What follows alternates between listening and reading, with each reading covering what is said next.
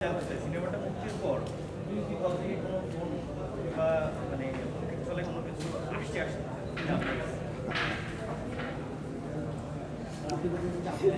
হ্যাঁ, হুমকি পেয়েছি কিনা আর এটা আমার নাম্বারটা লিক হয়ে গেছে আর কি।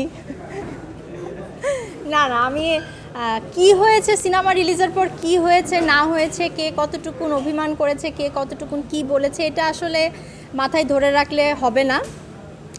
সিনেমাটা দর্শকরা পছন্দ করছে, দর্শকরা অ্যাপ্রিসিয়েট করছে, এইটাই আমার জন্য ইন্সপিরেশন সামনে ভালো সিনেমা বানানোর।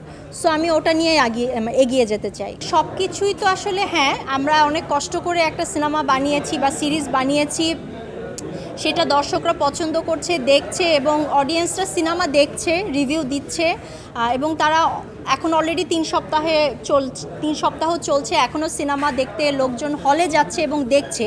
স্পেশালি ছাত্ররা যাচ্ছে, ইয়াং জেনারেশন তারা যাচ্ছে এবং সিনেমাটা দেখছে, এটাই হচ্ছে আমাদের অ্যাচিভমেন্ট। এবং আমার ফার্স্ট প্রোডাকশন বা আমার ফার্স্ট সিনেমা হিসেবে আই এম সো হ্যাপি।